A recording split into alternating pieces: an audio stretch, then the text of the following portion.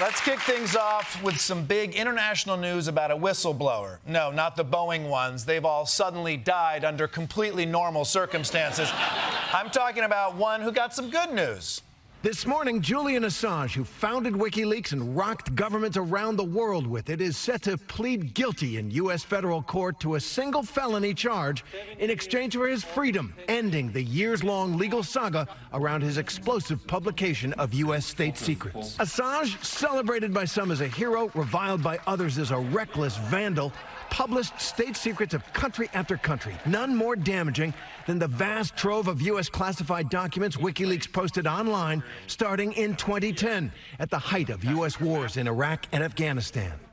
That's right. WikiLeaks founder and man who looks like he feeds James Bond to sharks, Julian Assange, is out of prison.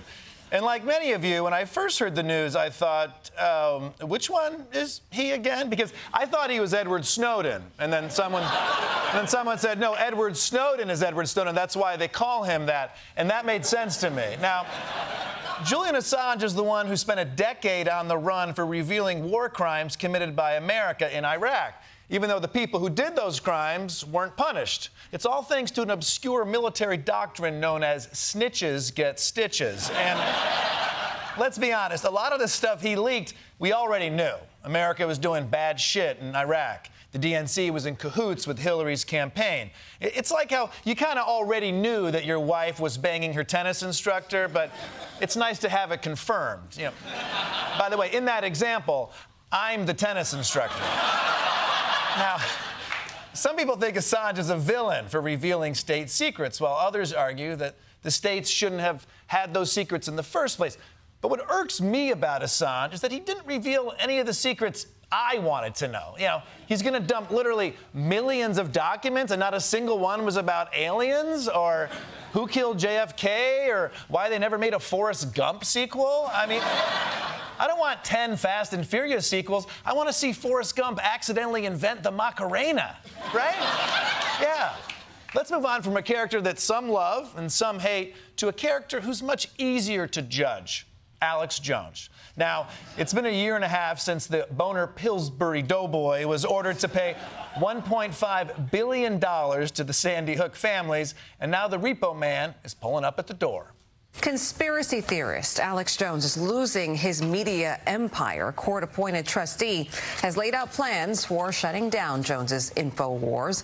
The money will go towards the $1.5 billion Jones has been ordered to pay families of the Sandy Hook shooting victims. He pushed the claim that the 2012 massacre wasn't real. The plan calls for winding down operations and then liquidating inventory. Oh, no. InfoWars is dead, but how will I know which vaccines turn me gay? The good news here is that this shows that if you maliciously lie to the American people, you will be held accountable, like 0.3% of the time. And the rest of the time, you'll be elected president. But politics aside, I think we can all agree it's a great day in America whenever a podcast ends. So it's been a rough final week for Jones, but he spent it doing what he loves.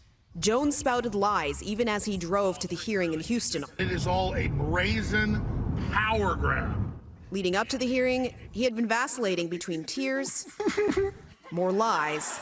It was the FBI and the Justice Department behind all these fake lawsuits against me to get me off the air. And naked opportunism, peddling supposed dietary supplements until the last moment. If you order any products at InfoWarsStore.com, you will get them before InfoWars is shut down. It's crazy that his listeners think the vaccine is going to kill them, but then they spend hundreds of dollars on off-label weight loss supplements, you know? I don't want anything weird in my body. That's why I take Bethyl Polyestradiol 15G and Tiger Gut.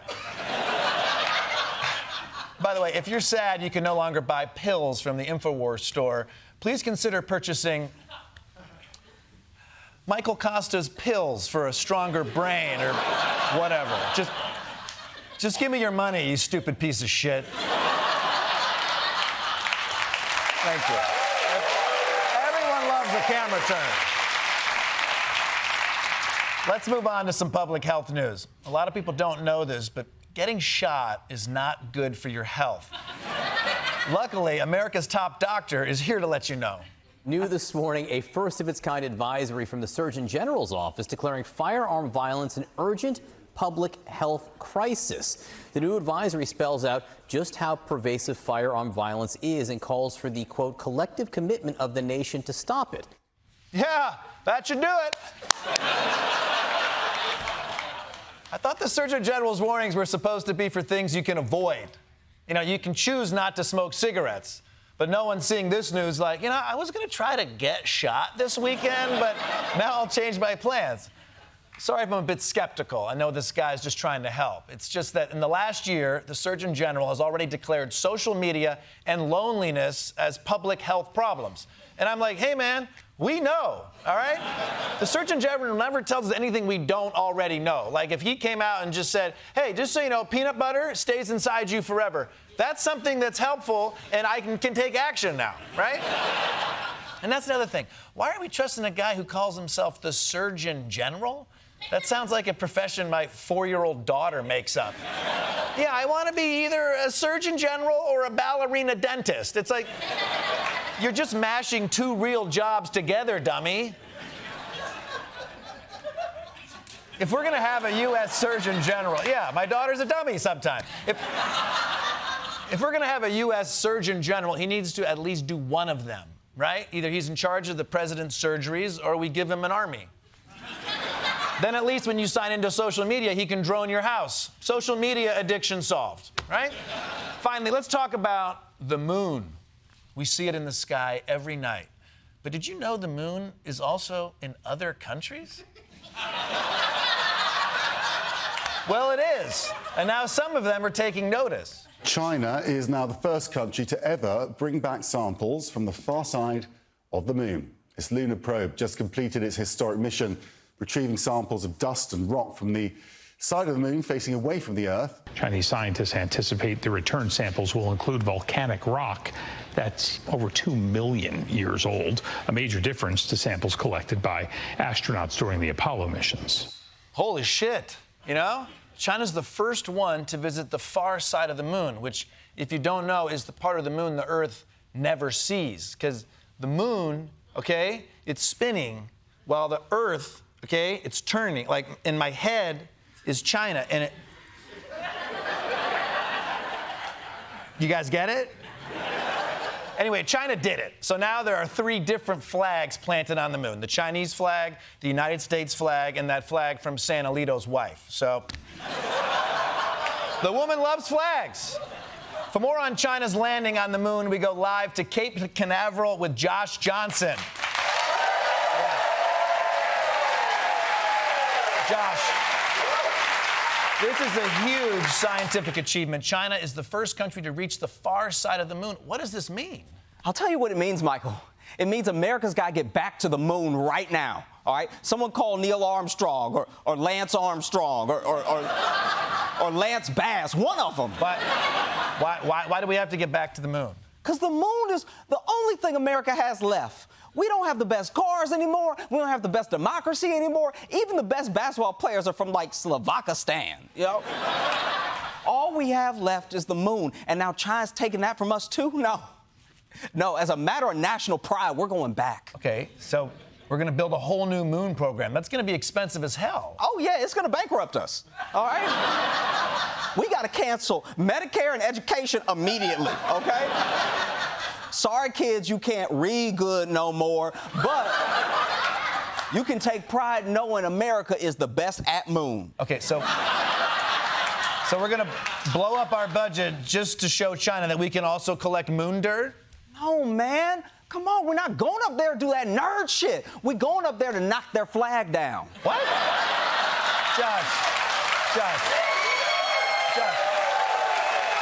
If we knock their flag down, you're going to start a war. No. Costa, chill. What's going to start the war is when our astronauts knock it down with their dicks, all right? Like,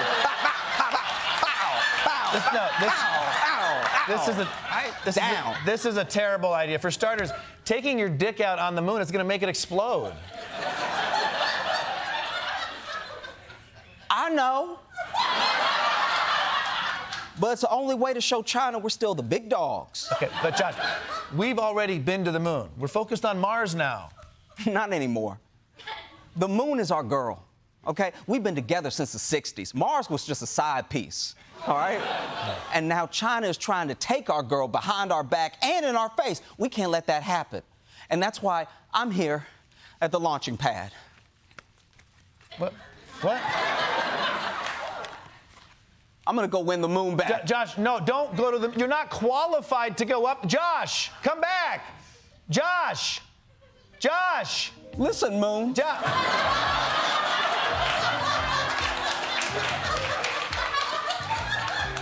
We both made some mistakes. We fooled around with Mars and you let someone else get your rocks off. But we're together now, baby. And America's never gonna leave you again. Now let me get up in them craters. No, Josh, wait. Josh, don't take your dick out. Josh.